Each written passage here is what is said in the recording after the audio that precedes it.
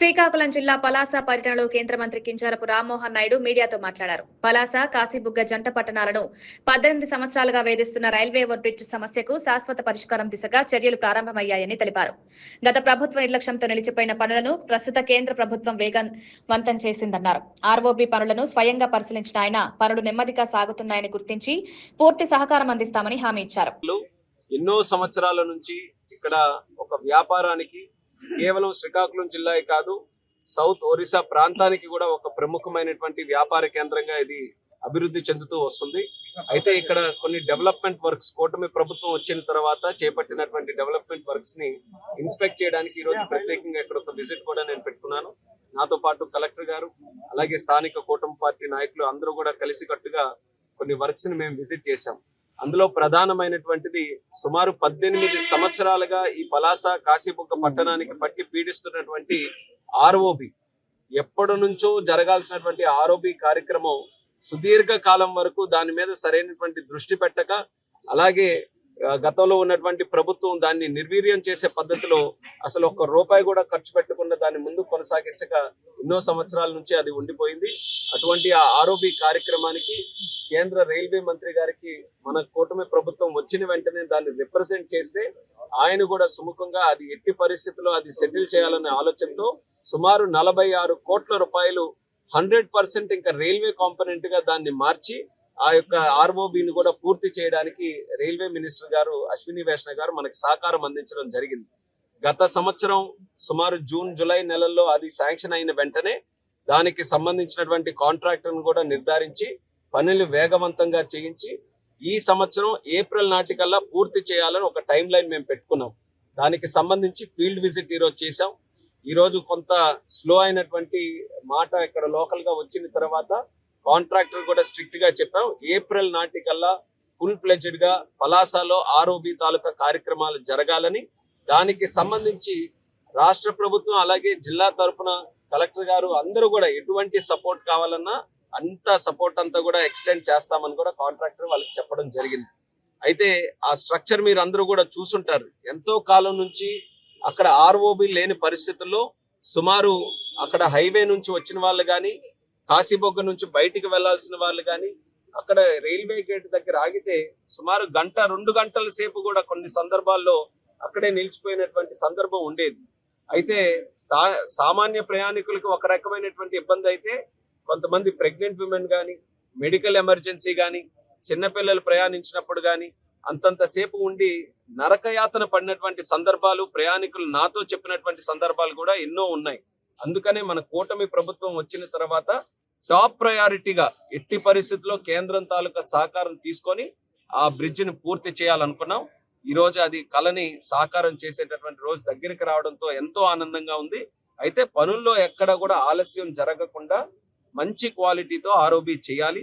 2 సైడ్లు కూడా చక్కగా సర్వీస్ రోడ్లు రావాలనే ఆలోచనతో మరొకసారి ఫీల్డ్ విజిట్ లో కూడా చేశాం. ఆయన కూడా ఇన్స్ట్రక్షన్స్ ఇవ్వడం జరిగింది. రెండో ముఖ్యమైనటువంటిది, ఇక్కడ మన పలాస ఉద్దాన ప్రాంతంలో ఎక్కువగా ఆర్మీలో అలాగే పారామిలిటరీ ఫోర్సెస్, మన సిఆర్పిఎఫ్, సిఐఎస్ఎఫ్ అలాగే మన బిఎస్ఎఫ్ ఇలా బార్డర్ సెక్యూరిటీ ఫోర్సెస్ లో, దానితో పాటు ఇక్కడ రైల్వే మన ఏ గ్రేడ్ స్టేషన్ పలాసలో ఉండడం, రైల్వేకి సంబంధించినటువంటి అధికారం అంటే కేంద్ర ప్రభుత్వానికి సంబంధించి ఎంతో మంది ఇక్కడ కుటుంబాలు నివసిస్తున్నాయి.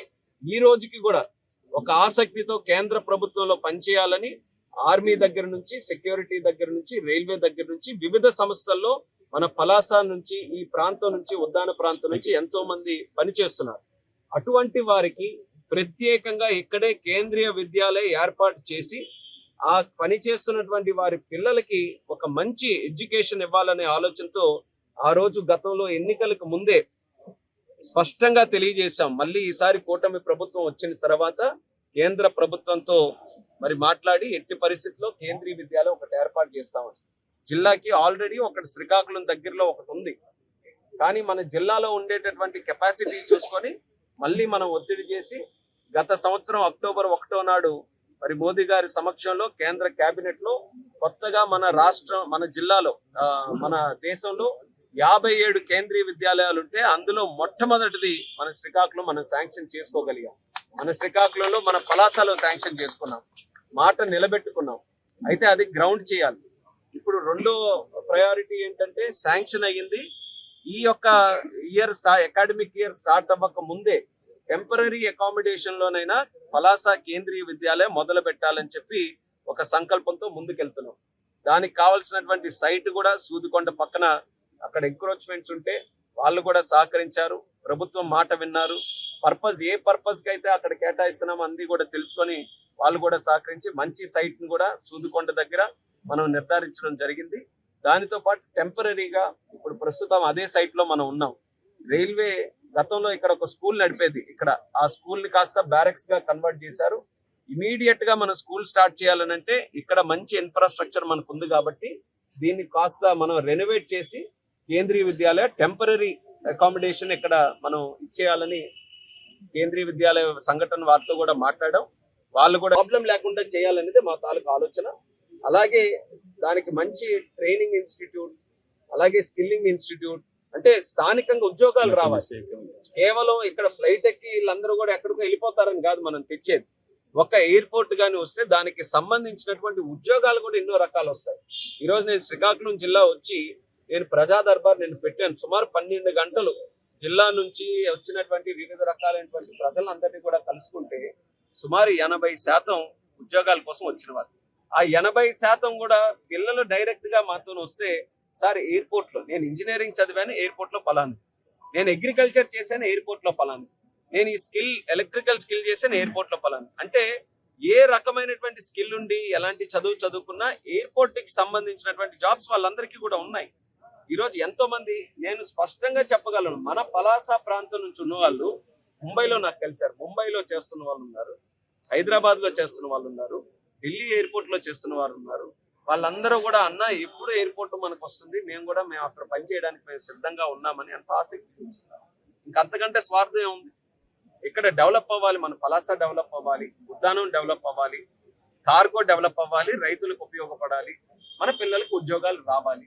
అలాగని ఎవరికి ఇబ్బంది పెట్టకూడదు, అందరినీ కూడా కలిపి తీసుకొని వెళ్ళాలి. అదే ప్రయత్నం చేస్తున్నాం.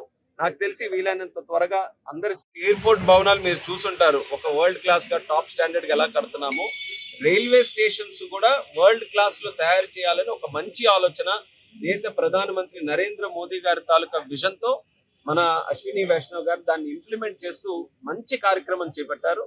ఈ రోజు ఆ పనులు కూడా శరవేగంగా జరుగుతున్నాయి. ఈసారి టైం లేక అక్కడ విజిట్ చేయలేకపోయాను. వచ్చేసారి మళ్ళీ రైల్వే స్టేషన్ కూడా విజిట్ పెట్టుకొని ఆ పనులు కూడా త్వరితగతిన చేసుకొని, ఒకటి ప్రయాణికులకి మంచి ఫెసిలిటీస్ ఇవ్వడం, అలాగే అక్కడ ఎవరైనా వ్యాపారం చేసుకోవాలన్నా దానికి సంబంధించినటువంటి స్పేస్ ఎక్కడైనా రైల్వేలో ఇంప్లిమెంట్ చేసుకొని వాళ్ళు కూడా ఒక మంచి బిజినెస్ పెట్టుకోవాలన్నా దానికి తగ్గట్టు